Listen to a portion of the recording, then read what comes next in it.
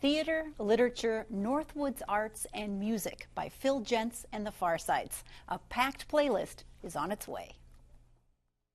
Funding for the playlist is provided by the citizens of Minnesota through the Minnesota Arts and Cultural Heritage Fund.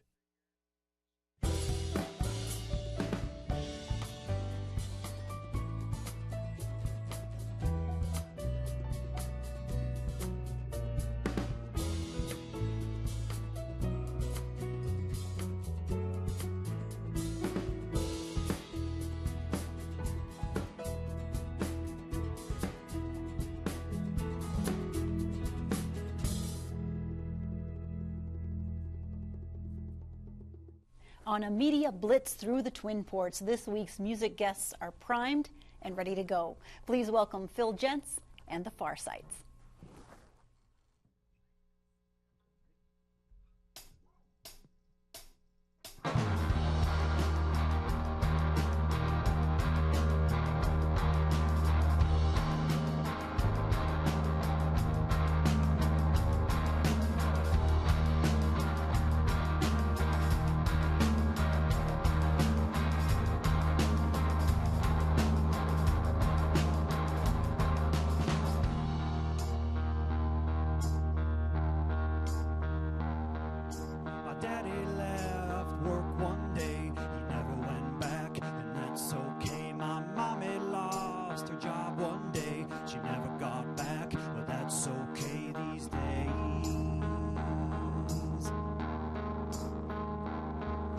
Strange.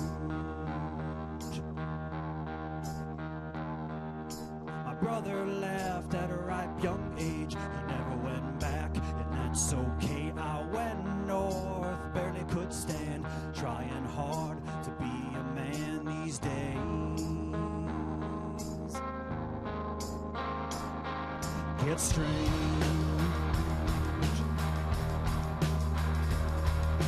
Mary had the mouth of the lion. She screamed and tore the bark from the trees. When they told her yes, she turned it up.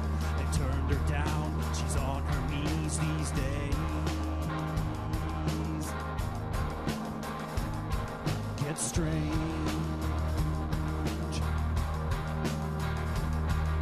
The comedy of rise and fall, the tragedies, what's underneath. They put her in silent films. Now she screams, no one hears these days.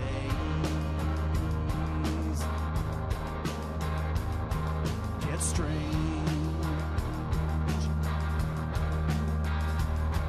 If the heart's the savior of the soul, then the minds that Judas both don't know.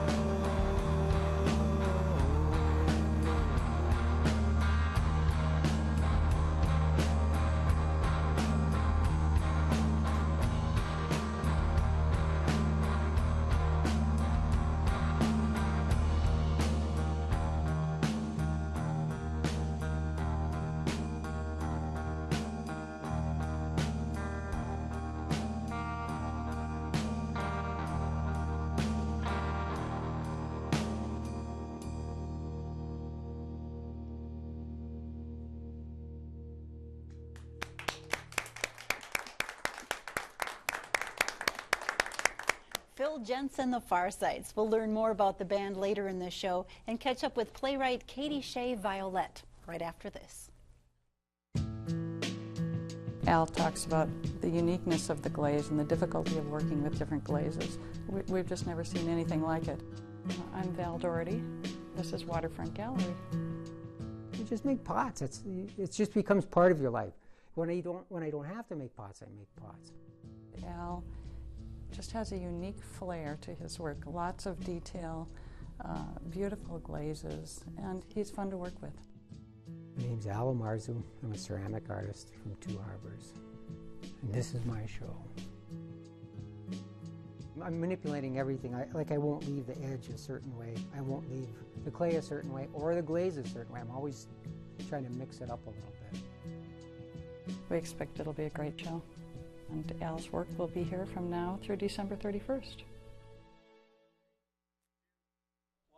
Well, theater is a shared experience that begins with a script.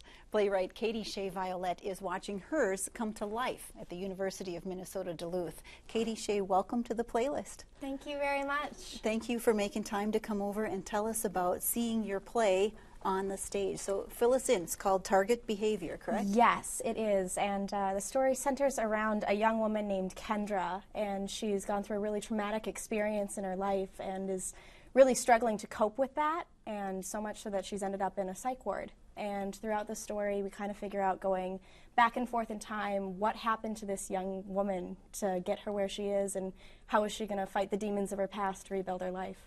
So tell me a little bit about where the idea for the play started and kind of how it developed. Absolutely. It started actually in a playwriting class at UMD and taught by director Tom Isbell. And it started out with just one scene, and we kind of read through it and kind of developed more and more, adding more scenes until we had a first full draft. And since then, it's been through over 20 drafts and received a concert reading last fall at UMD. Fantastic. Now, it's got some pretty heavy issues. Yes. It's got, but inspiring issues. Absolutely, and there is a lot of comedy mixed in there as well. It makes it a little bit more approachable to really talk about these issues that are facing so many young people. What's it like to have lived with the script and now see it actually in living, breathing? You can hear it, you can see what's happening. It's amazing. It's really, really a wonderful experience, and to see all of the life that these actors are breathing into these characters, and the amazing design team and production team that we've got behind the project is just really inspiring to see. Well, it must be, because you're telling me that it's already selling. Tickets are selling well. Yeah, it's really, really cool. Great to see. Well, we had a chance to go and step into a rehearsal for Target Behavior this week. Let's watch that and then talk some more. Wonderful. Let's do one last time, top to bottom. Strawberry classic. Excuse me? For your margarita, duh. Parents? Cabo. While they're building the set upstairs in the Dudley Experimental Theater, we're down here in the bowels of the Marshall Performing Arts Center in this very sterile room. Bridget, please tell me to come on in. I do believe you remember this young lady. Tonight we're working exclusively with the boyfriend, Patrick. You've been hanging out with Bridget? With my other favorite girl gone, what was I supposed to do? Get friends your own age? Easy. The faculty read this play and they were really impressed with it, and they got behind it and they said, yeah, let's do this in our main stage season, which was exciting because we've done a lot of plays by former students. I don't think we've ever done a play by a current student, so that's how much we thought of this play. What did I do? You know exactly what you did. Then say it. So let's lengthen that silence, make it even more uncomfortable. Okay. I'm Tom Isbell, and I'm directing Target Behavior. All right. Come get them. It's pretty exciting because no one has staged it before, so on the one hand, don't have anything to compare it with, which actually I kind of like. And I think I'm at a slight advantage in that I've worked with the playwright from the beginning of her working on the play, so I don't have to go try to read books on why Shakespeare did such and such. I just ask the playwright. I shouldn't have come here. No, you know what? I shouldn't have come here. I think it's one of those beautiful plays that's about a person acquiring wisdom, and they have to go through a rather torturous path to get there, but they come out on the other side. Pat, please say it's totally not like that. That doesn't work on me anymore. If you want to leave, then go. This officially got through high school for me. And I think there's even more value in the fact that this is the first time you're going to see it, and who knows where this play could go and where this playwright could go, and always at UMD, where these actors and designers could go. So I think there's all kinds of reasons to see it. So how many times have you sat through rehearsal and listened to them? I mean, I've been privileged to see that many, many times. And is it refined over time? Does it change at all? Or Absolutely, absolutely. There's many, many rewrites that we go through, and even from major scenes to specific words to really make this the best piece of storytelling that we can get it. And how much input do you take from the actors and from Tom as the director? Well, it's really interesting to get that other input from other people and that other take on your characters, and you're sitting behind your computer typing away at who you think these characters are, and being able to see someone else come into the room and bring a totally new perspective and really reinforce some of the ideas that you've already been playing with is really neat. You were saying that there are characters sometimes that can be played by different genders, different ages, Absolutely. different kind of people can bring their own take to the characters that you've written. Absolutely, and I come from an acting background personally, so as an actor I'm always hungry for new drama that can be played by many different types of actors, that it doesn't fit a cookie-cutter mold of how tall Kendra needs to be or what color hair she needs to have. It's about really truthful storytelling and how do we go through this journey with these characters. And tell me a little bit about the themes. Who do you think will resonate with some of these issues as far as defining your life and who you are and the things you encounter? Absolutely. It really jumps around to a lot of different areas. There's now a specific person who is really targeted for. It's targeted for young women. People of all ages in general really can enjoy some of the themes because it faces so many people on so many different levels, I think. Give me a sense of some of the themes. Some of the themes that we're really dealing with are being a young person and growing up with your friends, peer pressure, some of the ideas between that, family issues, and how people grow up to be the person that they're going to be, and all the different pieces that make that up, and how much you decide of who you're going to be. And the writing process, all of this was in your mind as you went, or how did that develop over time? Well, I mean, you start out with an idea, and then you realize how many different places that idea leads you, and kind of build on one and another, until it really becomes a really full three-dimensional story. Well, congratulations. It looks Thank like you you have very a much. great cast and a great director and a wonderful script to work with. Well, thank you very, very much for having me on the show. You're welcome. And I just want to remind you, Target Behavior opens December 1st at the Dudley Experimental Theater right here at UMD. Tickets are available online. Now, the writing process is very much a part of children's literature. Mary Casanova plays with the language and applies all the rules when she's developing books that engage kids. She's an accomplished author working from home in the border country.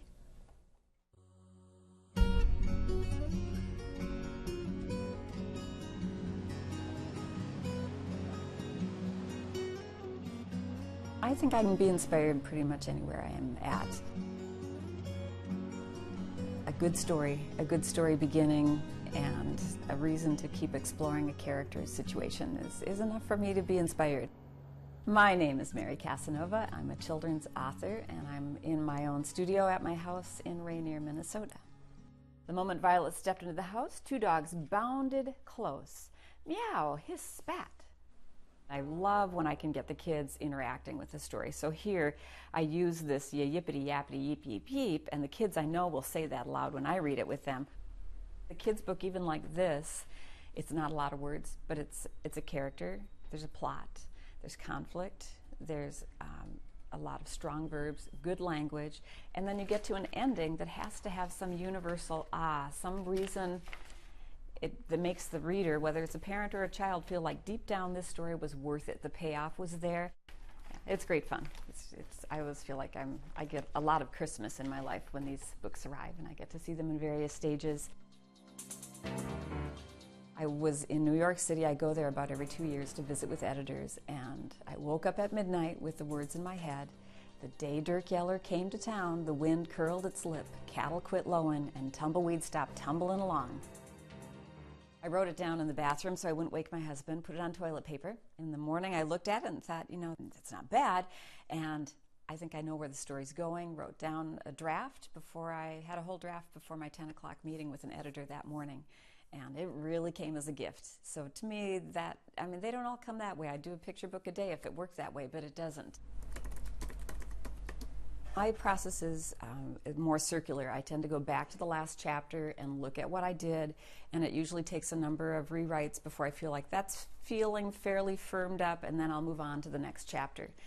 That's where a writer's group is nice, because my group meets every week or 2 weeks, and that gives me a built-in deadline. This is that journal entry that you heard earlier, but it starts on page 30, so you've learned more about this character, Gabby. We're having our writers group this morning at Kate Miller's house on Rainy Lake. So chapter 5. He ran his finger over the leather cover, dry and brittle, and the faint etching of a horse and rider.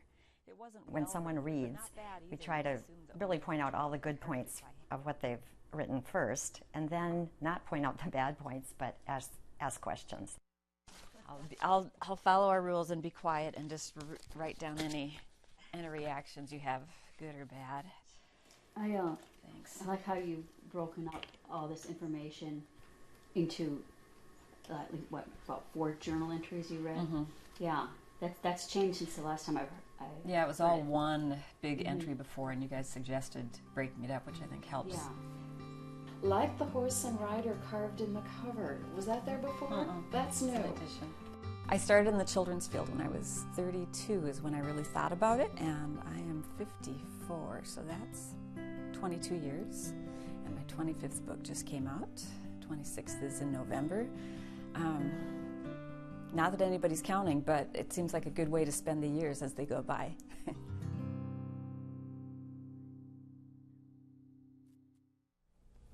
You can find out more about Mary and all the things you see here on our website, theplaylistonline.org. You could watch episodes and offer your suggestions while you're there. Now you can also keep up with the playlist on Facebook and follow on Twitter at PlaylistMN. Now in the playlist gallery tonight, the work of Evan Unverdorben. He's an emerging artist focused on painting and ceramics. He's part of the Washington Studio Artists Co-op, and he has work hanging at the Legacy Glassworks here in Duluth and at Hanabi. Now the art in the gallery at Cook, Minnesota is packed full of talent, thanks to the inspired work of the Northwoods Friends of the Arts. This summer, we stopped in to see what they're up to. We're here at the Northwoods Friends of the Arts Art Gallery in Cook, Minnesota with Sue Martin. And I want to learn more about what the Friends of the Arts is all about. The Northwoods Friends of the Arts exists to help people be inspired by the arts. So our mission statement is to celebrate, nurture, and inspire the arts in our region. And we're all inclusive, so we want everybody in every art to be a part of what we're doing here. And how long has this organization been around? Well, we just started last fall, so probably October of 2010 with 4 people. And our January meeting in 2011, we had 47 people show up, and it was 40 below zero.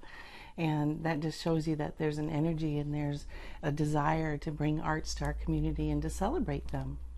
Now, the gallery that's around us, tell me who's got work in here. How did this come about? Well, the gallery is a way for us to have space for our group. We also have a classroom area in the back area. So in order to pay the rent, we have about 10 artists paying a little bit a month, and that pays the rent. Okay, so what if you want to get involved in it? How can people get involved, and how can they support your needs as an organization? Well, we're just now becoming our own 501c3 status, and we have a membership that we'd love for people to partake in. And our website is www.nwfamn.org. I think you're off to an awesome start. Thanks for helping us. Yeah. Good luck to you all on your journey. Thank you. Now, the day after Thanksgiving, the gallery is hosting a full day of art demonstrations. Early December brings a show of student art from the Northwoods School. And now, please welcome back Phil Gentz and the Farsides.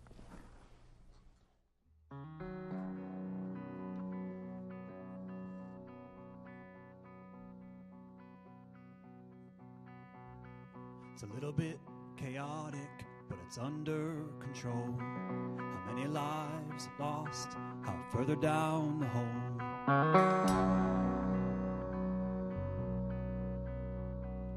Chain store parking lot, another one is shot. We are safe, no fear today, delusional or not.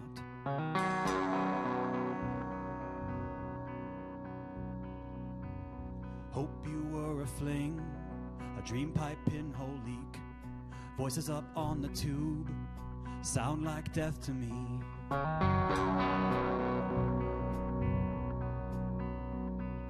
Bullets forged from their lips, the noises that they speak. The order reversed, the second or the first, the guns or our free speech.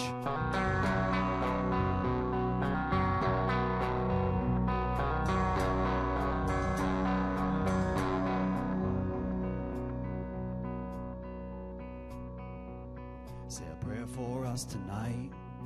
God, don't quit this fight. The sun, the moon, the river, the flood, suddenly it's not so bright. The terrible that we see is the fuel for the fire they need. The left and right, the median line, where will we all meet?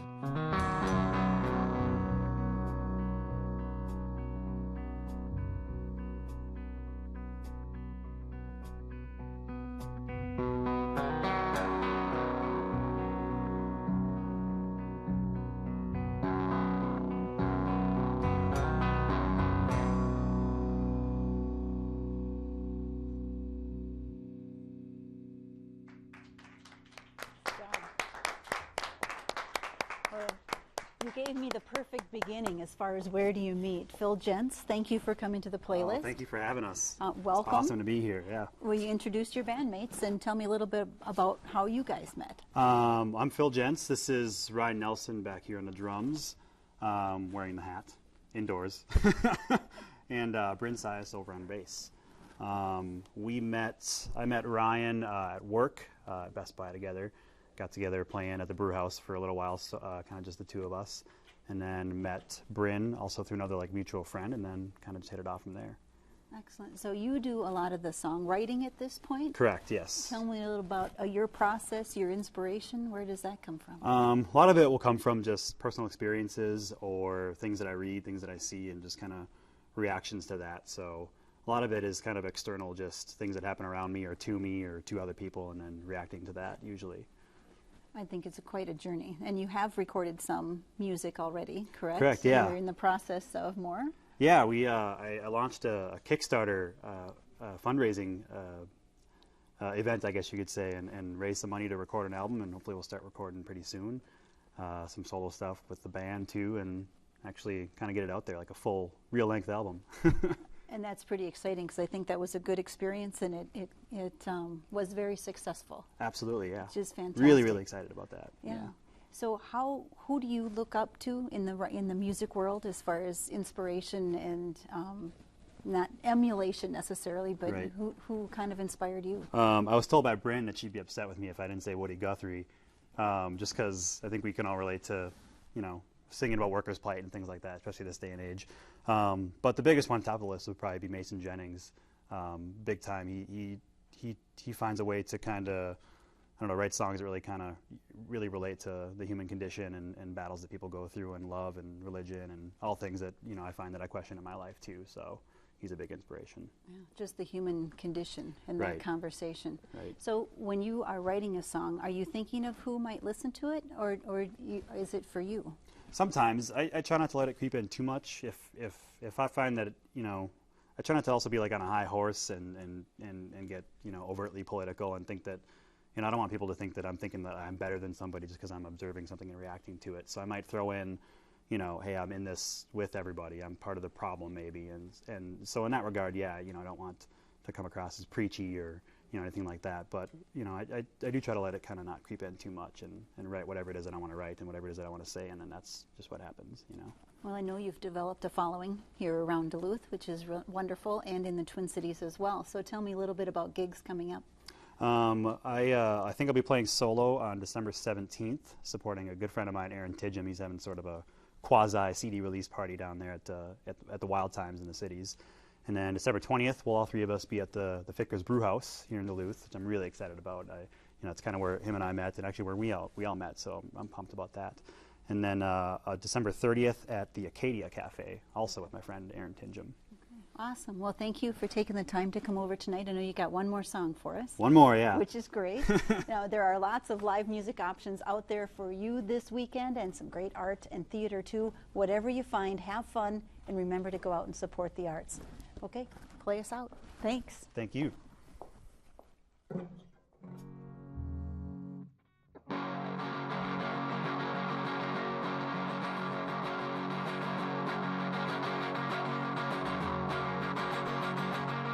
God came down and he said to me, God came down and he said to me, you are free. The leader of the state, he said to me, the leader of the state, she said to me, you are free. You are free. Take me!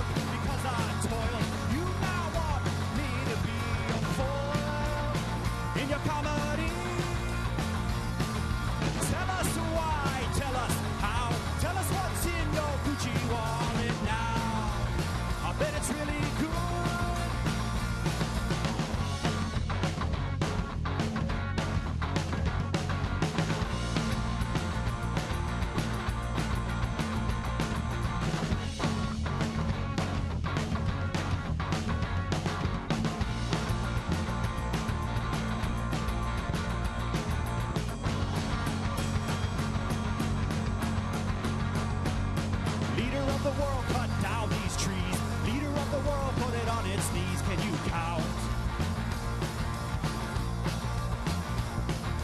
Leader of the world, cut down these trees. Take out your axe right at our knees. Can you count?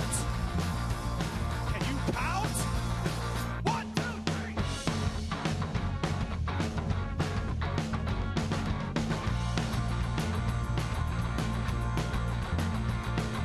Because I work, because I toil, you now want me to be your foil in your comedy. Tell us why or tell us how. Tell us what's in your Gucci wallet now. I bet it smells really good. For the playlist is provided by the citizens of Minnesota through the Minnesota Arts and Cultural Heritage Fund and by viewers like you.